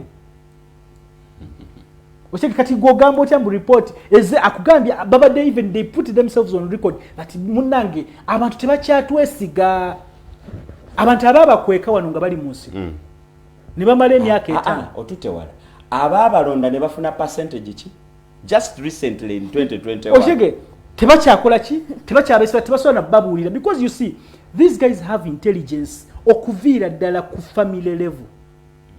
Bano abantu betwogerako they did not come from Mars, they came from this society. Mu society baba kugamba NRM is a mass party, bali everywhere, balina intelligence everywhere. You can start from there. Okutandikira we wali naye nze nkugambe bino ebintu tubyogerako because abamu balina amaanyi agabyogerako engeri gye babyogerako because tebalinamu baawo. Ate n'emitima ndowooza ki ne bw'oba taliwo olaba omuntu afa nga tomulabangako. Nze omuntu wano nga sinafiirwa taata wange omuntu ayasooka okufa n'asinga okunuma yali Lakedube naye nga simulabangako. Owulira buwulizi okitegeera. Mbadde ndaba waliwo leero mbadde ndaba wano ku mutimbagano nendaba waliwo clip gyenguddeko ono omwana Jakana Nadduli omugenzi Katonda musaasire nempulira nga nnyoleddwa nnyo mu ngeri gye yafaamu n'ebintu bye yali ayogera nengamba ndowooza I think omwana ono tebamutegeera singa maybe twamutegeera oba eggonga lyandimuganyiddwamu bweriti oba twongere kunoonyereza ku nfaayi okitegeera kubanga nabyo yabadde agezaako kubinyonyola nagezaako nange okwongera okunoonyereza okumunoonyereza ku byeyajja ayogera byeyajja akola ki so kyova olaba nkugambye omuntu agezaako okwogera ku muntu afudde oba omuntu atalabika omuntu abuziddwako oba omuntu afudde mu ngeri etategeerekeka olaba omuntu afa bufi accident nga tomumanyi ng'oyiseko mu kkubo n'olaba wenna ng'oli traumatized. So I think abantu aboogera ku bintu bino nga byakubalaata bayinza kuba Mayanja wano yalina statement yali akosa okujja kwenda kuzina yagivaako mbwa abantu abamu basezi ajogedde na wano okitegeera kubanga really bw'oba omuntu fedda omuntu yafanga ku kyalo abantu ne bamala ennaku nga tebalima. But to go today you tell me it's business as usual. Activism, what is activism? Kyovula banze nkugamba ne quality ya parliament yaffe because nalabyo omusajja ng'ayogera kati now we are here, we are very okay. Let me tell you Lilian, bw'obanga ogezaako okulaba nga to respecting the voices of the minority nga toziwuliriza manya kati awo mutandisa okukola ki okugenda mu kizibu kubanga gwe bano batandika nga abantu batono bagamba Ly'Obuntu talina numbers talina bantu biki bano bakoze batya abamu ba MPs aba opposition nga bansi bambi ne Nandala bagenze mu parliament batudde ne balowooza mbu it is business as usual naye kati budde buno everyone nabali abatuulayo bannandala bansi bambi kati bali mu kwekuba mu kifo beebuuza kati munensi bambi bamutegekera duwe musiibule ewaabwe so ebintu ebyo so kati nze nsaba abannaUganda tulinde ekiddako naye ffenna tulabe mu bintu bino bitukwatako because today it is someone else fe wano kyatutuukako ku the alternative digital twagenda okutuuka nze nkubulira natya nogenda wano nagenda okulira ekitebe bakisazeeko kubanga bali basobola okijja kitwala nga ku Lwokutaano twatukolanga wano abantu ne babatwala ne bababuzaako tetumanyi we bali twagenda Lwakuna okitegeera mu bitabo bya police twayingira mu lunaku yes ni babatwala twagenda Lwakuna bw'okebera mu records za police batregisteringa ku Mande olw'eggulu baali babatuttewa mwali mubeerawo mwatuva wano nga okitegeera abantu bamwe wano bategeera maama we yategeera mbu bakututteeyo ennaku ezo zonna yategeera ennaku ze bantwala nategeera oli yategeera yali tamanyi wendi naye yanneekangira waka kati buuza genda otule ne maama wo omubuuza ebbanga eryo yayisibwa atya then okome wano kushoto ogere okay ndatunzika ensonga eno mwami Mayanja ensonga eno tugiwunzike nze ensonga ngenda gitunulira bweti ndo botunulira n'ebyabadde byetwogeddeko erimu ku byadde mu report nze sinaba kugisoma kugiinternalizinga because document bwetu togisoma mulundi gumu okutegeera ekituufu kyekugamba njagala giwa obudde in the course of the weekend naye nina ebimu byenjagala okufuna comment waliwo eno allegation erabwa n'omuzibe nti UPDF ne security organization endala zikwata abantu ba bulijjo ezibatwala mu General Court Martial. Yes. Njagala okutunulako David Muwozi, njagala ka clip nga David Muwozi asoma report eyo kwekyo njagala kutunula mu maaso ge producer naye nga Kasule waga nti General Tafire Minister wa Internal Affairs siwe kiri wensonga z'omunda uyo General David Muhozi omumyuka we General David Muhozi ndozo mulaba body language ye nga asoma report gwe baddira mbigere gwe baddira mu bigere Jeno Jeje Odongo. Kakati nga ripoti ebyo bya bulijjo, they have the support of the maje. Naye nga ripoti ejja, ripoti etadde ekintu kyabwe ku stand still. Ba architect mu State House ne bagamba kino tukidivertinge tutya. Ne balifulumya Jeno Muhoozi mwajalambula ebinye Kampala. Batujje ku nsonga za human rights violation.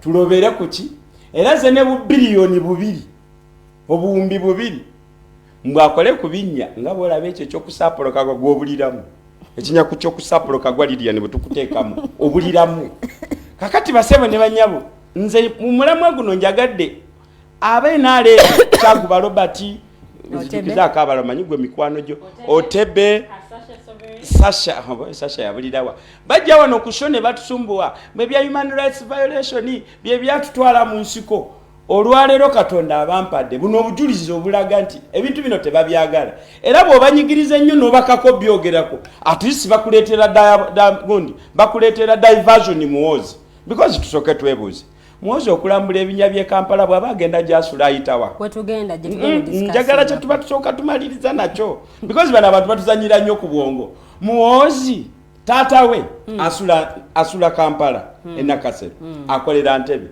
manyi ekinyi ekiri strategic awo kibadde awo ng'ewakakande ku round about nkakase emmotoka ye ya buwumbi 3 naye yabadde nga akiwulira kakati mutabani we gwe baatuleetedde naye n'atuba mutu waawo mwagenze kulambula binnya balowooza public ejja kuva ku kya human rights violation tulobere kuki wano nno Ssaalongo Erias Lukwago ate naye abazanyiddemuko because waliyo ekintu ekimu kyosirika n'otayanukula Muhoozi ku binnya bye Kampala because basooka ne bafulumya sente ne bagenda mu nnimiro ziri awo Matuga ne basenamu ettaka eribala Lumonde ne baleeta ne babiteeka mu binnya enkuba olwatonya byonna ne bikola ki ekitegeeza nti David Muhoozi Jeno Muhoozi Kainerugaba okujja okulambula ebinya bye Kampala ebya NRM yabadde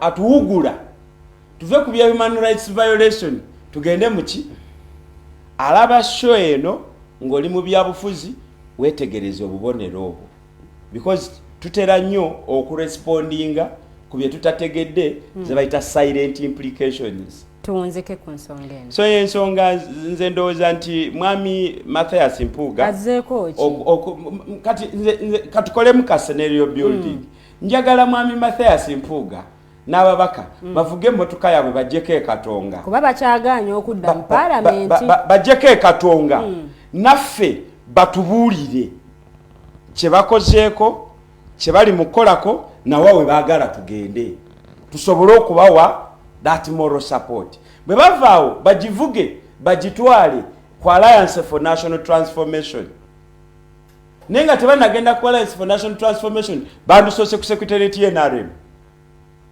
ne babajjukiza 10-point program nti human rights violation yali key ntegerekeka kati bwe bandimaze okukola tu eyo fe bamayanja ba activist kubanga ebyo binyiza obuwa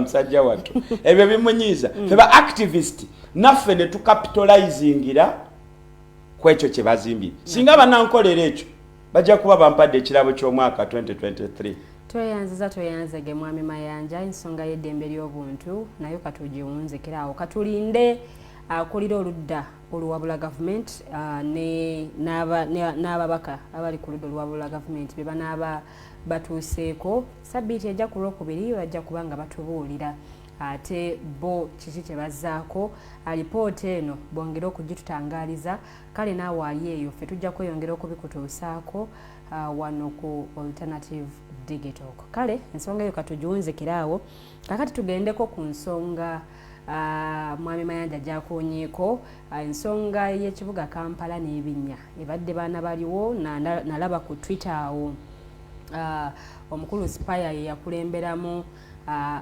efuba okulaba nti wabaawo ekikolebwa era nga n'omukulembeze w'eggwanga yavaayo kale n'abaako kyayogera ku nsonga eno mwezi gwali gwa Kutaano omukulembeze w'eggwanga General Kaguta Museveni yalagira Prime Minister Robert Nabbanja okubanga ate enguudo mu Kampala ziddaabirizibwa oba zikolebwako era nga kino kyali kyakukolebwa aba Special Forces Command oba giyite SFC Engineering Regiment abayinginiya mu SFC be baali balina okukola ku ddimu ly'okuddaabiriza enguudo wano mu kibuga Kampala. Enguudo nnyingi nnyo ziri mu mbeera etali nnungi ate nga tuyina abagenyi betusuubira omwaka ogujja tuyina NAM genda okubaawo mu January tuyina G77 yes bwemba siri mistaken nayo ya mwaka ogujja naye nga bwolaba ku screens zo enguudo teziri mu mbeera nnungi kuba bwetonya kale abamu banoonya naawo okuyita nga tebalabawo. Kakati aba SFC bwe batandise omulimu gw'okuddaabiriza enguudo wano mu kibuga Kampala, Lord Mayor Salongerias Lukwago yavuddeyo ate n'akuba ebituli mu nkola y'abakulu bano engeri gye bakolamu emirimu gyabwe nti bagikoze kasoobo bagikoze kasoobo ate nga tuyina abagenyi betusuubira gye bujjakaawo mu maaso so n'ategeeza nti bano bwe baali bajja tebalina nabikozesebwa ebintu batwala bya KCCA ebimu ne babi repairing okusobola okulaba nti bibakolera bulungi nnyo kale ne kiba nti ensonga eno bwetyo bweyimiridde katugitandikeko ate naawe otegeere kyegamba. Tandise ne mwami Kasule.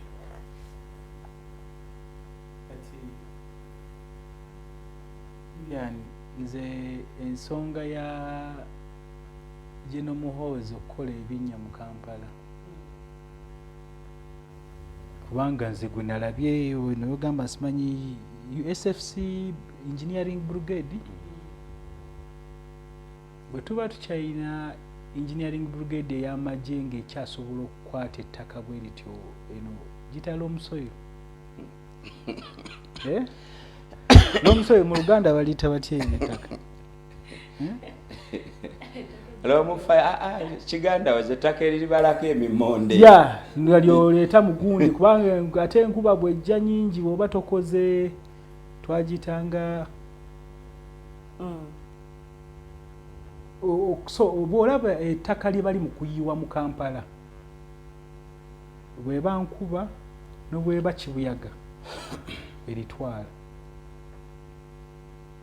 tekege ate nze saagala kutunuulira ebyo bye bali mu kukola bye bali mu kubanga nze nkugamba ebiriwo wano byo byonna byakuwuddisa bannaUganda kuba beezaawo ino omanyi bw'obeera nayinako anti wange nga ali bubi kansa ekintu kye baamuwanga abasawo bakiyitanga balina gundi gye bamukubanga naye bwe bagimukubanga ayeebaka bulungi naye buli waazuukuka ate peyini ekola ki awetandikira weyakomye n'addamu okukaaba ate mulina okuddamu mukube after some hours okitege kati awo bannaUganda bwe batwalira mu buli kimu kyonna tuleete gundi tubabeezeewaawo tukole ki so bw'oba otunuulira ebintu ebiri mu kukolebwa mu Kampala nze kyenjagala basparingeko kimu okutwononera obudde obungi ngaffe abantu abakozesa ekibuga Kampala naddala mu budde buno nze abasuubuzi okuva ehoima bajja Kampala nga banguwa basubula ebintu byabwe baddeyo bikoze no season ey'okukola ki ey'okukola naye otuuka jonya badde mpita wano ku kino line kubo mutasa kafeere lyekubo ye William Street eyekkirira wansi ku muzikiti gw'abasiraamu ng'ekkubo balisibye you know how busy that road is sawa 8 gwa misana ekkubo balisibye bali mu kuyiwamu ettaka lyabwe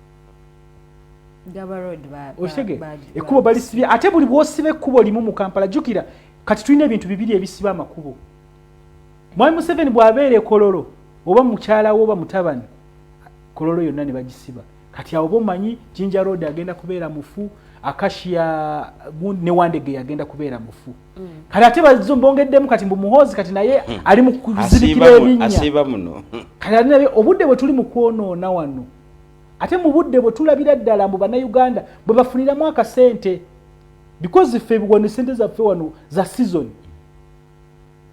okitege soka obudde bwonna tubumaliraawo obuli awo bo bali mu kukola ki kuzibikira ebinnya abantu tulinze ne tugenda mu Christmas ne tuva mu kibiina mu kibuga kyabwe bo ne bajja ne era waliwo abasigalawo no bandi tulize fa abazze bakabali mukola the peak whatever oshegera abantu ne bamayambu kati business ekaze ki kwanga nabo tebabala because really sivola nkugambye wa Mwami Museveni engeri gye yagamba mbu eno government ye kati yabavubi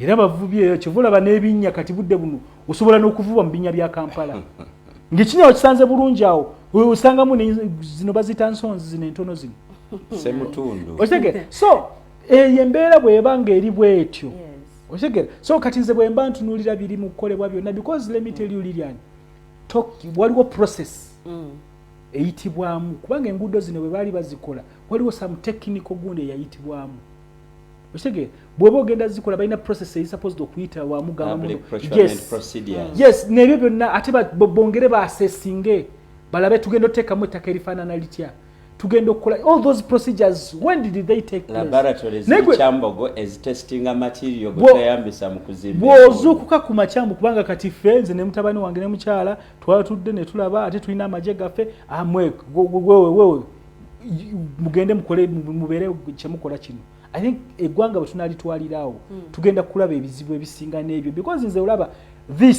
the accident the confusion eri mu kibuga budde buno it is causing more harm than good okujjako wano we don't value kubanga baboda bali mu kugira bwetya gundi eri congestion eri mu kibuga kati budde buno you don't know how much accidents it has caused bino ebinya bye bali mu kukola because when you put that eri ettaka eryo ate oyongera bwongeza at least you rather leave the other potholes ezizze zokka naturally than zino zibagedda kubanga bagezaako okusima ne bongera okusima okutereza ako kaba kabi nnyo ne bo bavuga emmotoka ako kebagezaako okusimako omupiira ogulekawo amyuka omukulembeze w'ekitongole kikesise omukulu David Luyimbazi yategeezezza nti kakati basevinze ssente okuba nti aba SFC be bakati be bali mu kuddaabiriza ebinnya bino mu kibuga bw'aba gwe wandyogedde ki bw'aba gwe wandyogedde kubanga naye akyogera nza kugambye wano waliwo ebyakuwuddisa oyo ye David Luyimbazi Lord Mayor gwe yatugamba ate no engineer ti mu budget y'oluguudo okola oluguudo olwaffe olw'e Portbel mulimu budget ya condom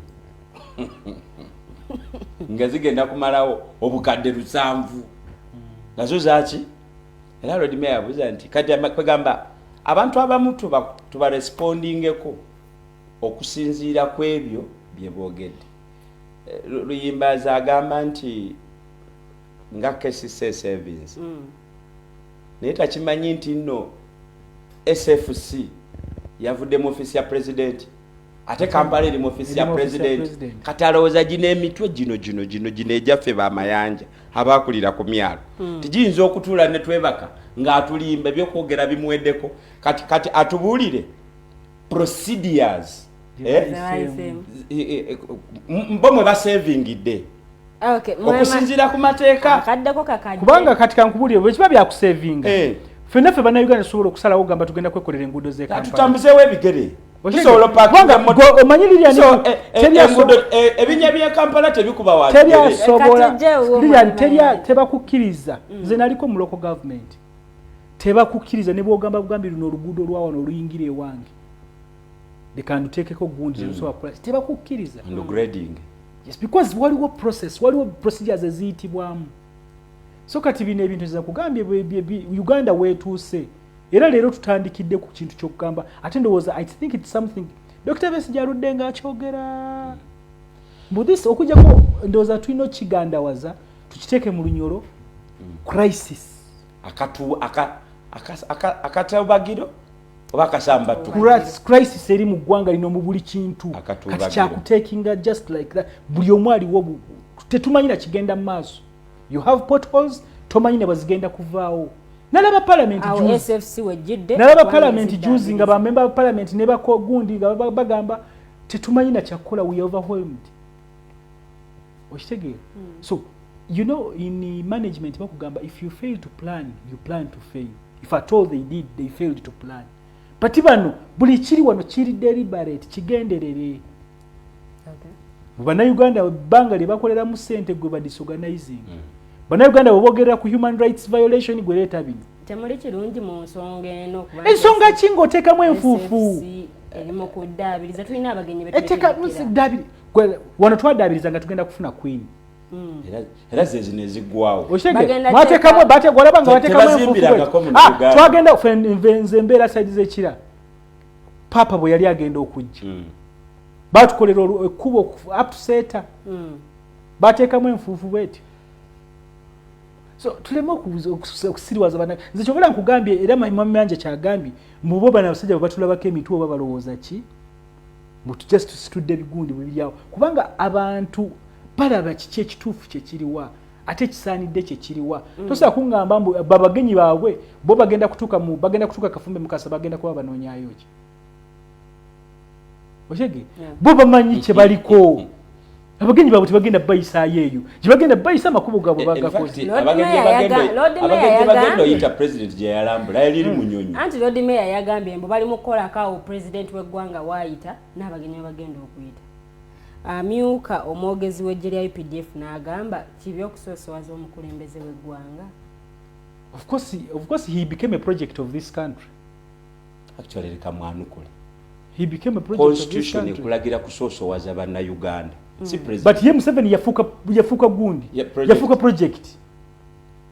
Kubanga bw'abagenda kutambula mu Kampala abatanava na mu State House ng'akyana ne babagalira ne babayimiriza oba oli mulwadde oba oli ki kubanga let me tell you sinkane yawamba wa olaba nze nawangalako ne muzee wange nga ina diabetes nene mubanga mutambula mu jamu nakugamba kati njagala kukola ki kweyamba ng'olina okulaba wonyize naye kati mwami Museveni bw'abagenda okujja ng'olina balwadde ba diabetes mu gundi omu 10 oba bafiiramu oba bakola ki diabetes otutewalaga mulimu omukyala alumwa okitege alemereddwa ewaffe naggulu twagala muddusa enowa ekawempe so he became a project of this country. That's why you see everything is rotating around him. Chovolaba maje, we have the maje, his language is the army.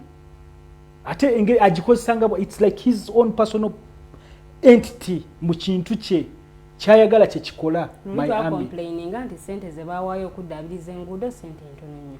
Kakati SF says ekikoleko ku sente ezijewa zekozesa entono. Kankomewo George mwami Mayanja. Tutandikire wano wennyini. Ensonga omukulu David Limbazi gye yakonyeeko endala kubanga mu service delivery abakulembeze bamubateekamu byabufuzi. Lord Mayor sikwe kuno okuteekamu ebyobufuzi kwe bagamba.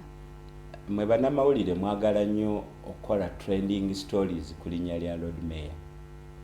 Naye kye munnumako mwagaana okutwala obudde mukole investigation mutegeere ekizibu kya Kampala ki. Ekizibu kya Kampala Lord Mayor yasooka mu kibuga. Kampala nga Museveni akwata obuyinza Mayor yasooka yaliwe NRM. Christopher Iga. Kino ekibuga kyalwala kolera va kuzibina ebinnya. Kyalwala kolera kafero nakikuba mu oluyinza n'abalambuzi ne baddayo ewaabwe nga NRM era kigambo tebbe wano NRM terifuga Kampala kati awanyiridde bwe batulaga ku screen oluguudo lulabise bulabika oluguudo ki katulwetegereza kyembadde njagala ogamba abantu ku mboozi y'embeera y'enguudo z'e Kampala nze mulimu ebigambo bisatu ebinewuunyisa.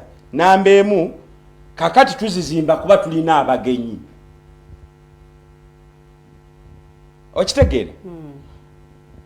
Awuliriza kati Uganda egenda kukola ku nguudo z'e Kampala kubanga basuubira abagenyi. Era nabwe kityo baleetedde ddala omukugu atalemererwa mutabani wa president. Nakola biri Kasule byagenze nze byo sijja bigendako kuba manyi kye tulimu. Naye njagala abantu abakyabuzaabuzibwa bategeere bino. Enguudo tebazikoze kubanga mukaabye nnyo. Enguudo bazikoze kubanga abaabalekera entebe eno wano abazungu naye basiba batugamba we pan-Africanist patriotism waliwo omwami yo spokesperson w'amagye bana watu ayinzoloza ya miraka ka MP4 patriotism you know naye they are going to repair our roads simply because they are anticipating some visitors. Kakati tubatunulire their level of preparation. Kubanga bwe tuba tunoonya akalulu tugamba abantu anyone can be a president of Uganda. Buli mugwagwa asobola president wa Uganda. Buli munnauganda. Naye omukulembeze wa Uganda anaabako wanaagiteekako abawanjawulo. Bano kyensooka nze lwaki sobola kuwagira NRM. Batesitesi babi. Lwaki? Twalaba Kata ng'egenda kukyaza ensi yonna mu World Cup. Bwe yaleeteekayo okusaba kwayo mu FIFA, yasooka nebaga mulaba tumaze okukola enteekateeka abantu abagenda okujja okulaba World Cup bagenda kubeera mu bulamu bwe batalabangako. Kati bano baawandiika nga basaba okwostinga summit eno. Oba kale summit yabalonda. Summit ya mwaka ki? Mwe bannamawulire. Abagenyi abo be mulinda mwenze sirimu sirinaako mukoddomi agenda kukyala wano. Mwaka ki? 2027 2024. No ya summit ya mwaka gujja. Ya mwaka gujja. In fact ya mwaka guno kuba guno go gugenze. Eno kati tuli mu 2024. Tubuzayo weeks 3. Tugende mu ki?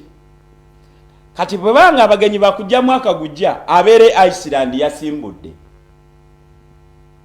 Agenda kusanga boda ngeyita ne skaveta wiruro dange nga sino tulake kuba livansi nebino bena babikoledde bagenyi sigwe owekanyogoga sigwe owebanda. No, don't give me that. Oluguudo lw'emunyonyotero gavumenti erina omulimu gumu kunsolozaako musolo empeeki. Ekisooka byakwerinda byebyo betuva okwogerako mu human rights violation. Ekyokubiri infrastructure development. Waliwo sente ze bayita Uganda Road Fund, Kasule ozimanyi. Sente ezo zifulumizibwa buli mwaka nga tetunasagambiza Davis simanya General Muwozi simanya biki tusoke twebuuze naye enguudo zaffe zatuuka zitya wano ng'olina road fund ate nga wajongeza mu budget.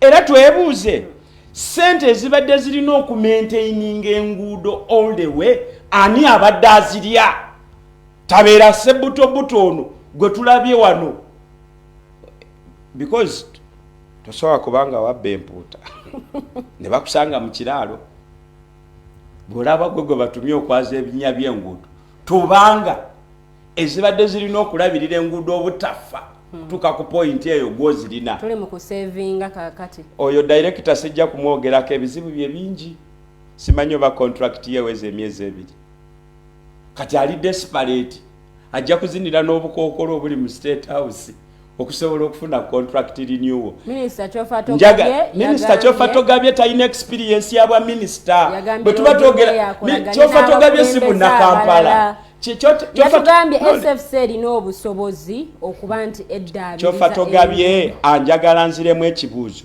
oba SFC oba China waliwo akkirizibwa okukola in total disregard mu mateeka agatufuga nga tukola omulimu ogwo.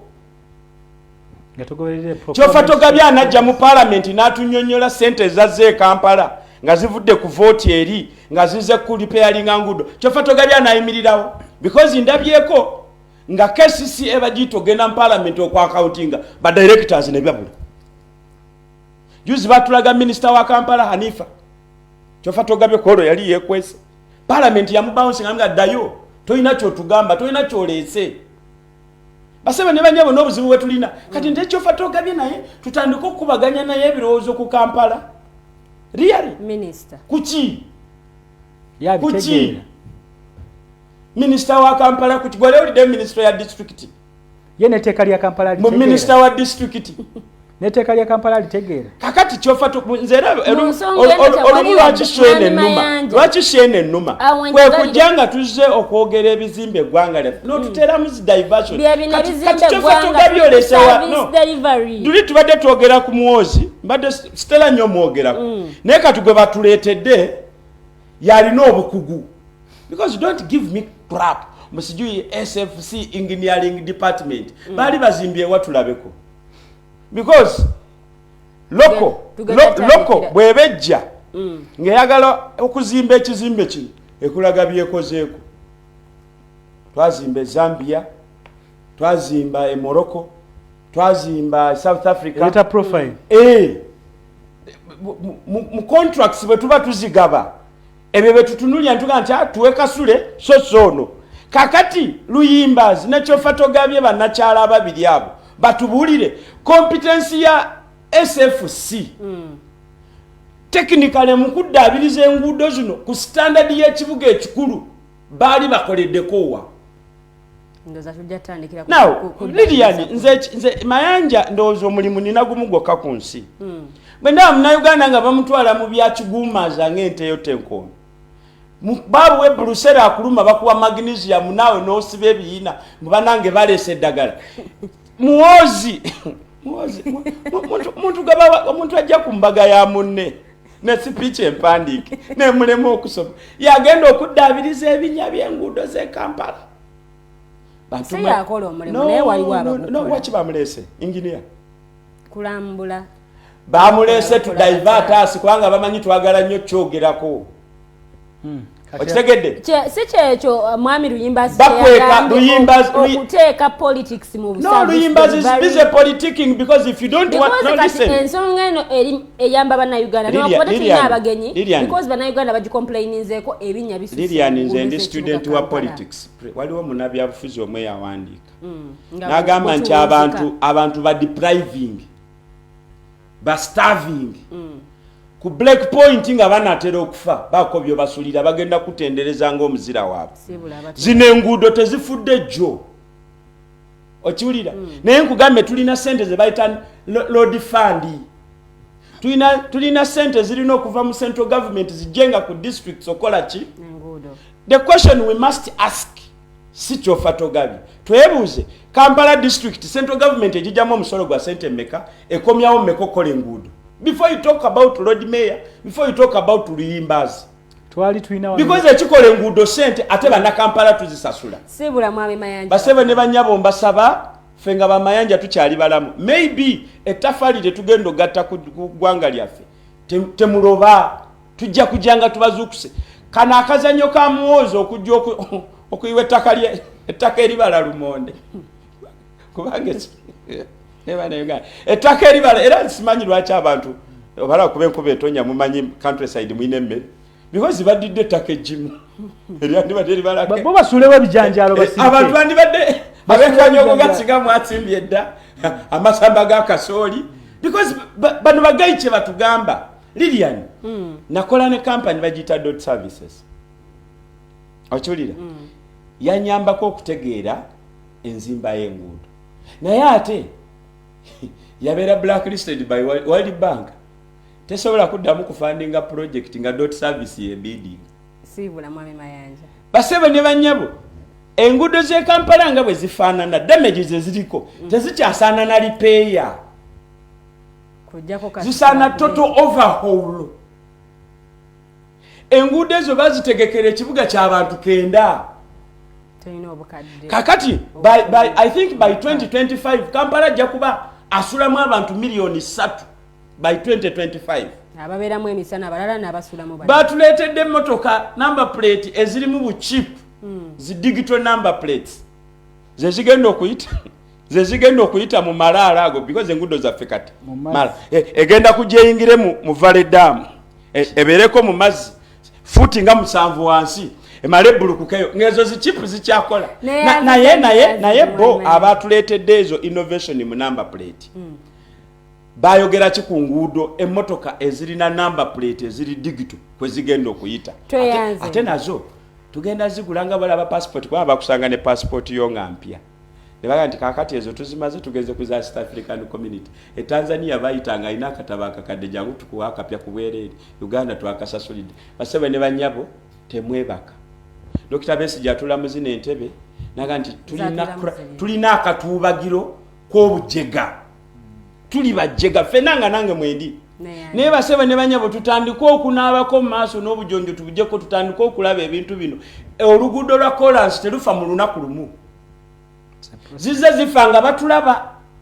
aga nti kasitaba nakubaliriya ni ku bodaboda ekigo nagwa wansi bwe tunaaba tulese kasasiro nga tuya mu Lilian ajja kusanya kati kye batukola basema ne banyabo kano ke kaseera tubanje omutindo ettaka eri balemmere balijje nja kulaga ettaka bwe baliyodde matuga balina baliyodde matuga okulinaana gundi okulinaana farm ya gundi ya Makerere University okitegedde bwe basaba ettaka eri Kabanyolo ettaka lye Kabanyolo bwe muba mulabye bwe bali musimbeemu ebijanjaalo enkuba yina etonya tunafuniramu awo Mukama Katonda nze abantu abatulaba abantu abali okubanga enguudo ezibite ziri mu Kampala wokanze juzi nabadde ngenda Fort Portal nga wakave mu bendawo oluguudo batandika lukolo wa myaka emeka wali awo Mityana Fort Portal nami mimi Mityana mu bindi wafunyo nenkubaawo emipiira gyonena ekyanyamba nali siri ku speed nandibadde nkola ki oba nandibadde nkomyawo naye nze kyeŋŋamba bannaUganda nga Mwami Mayanja bwatugambye tuzuukuke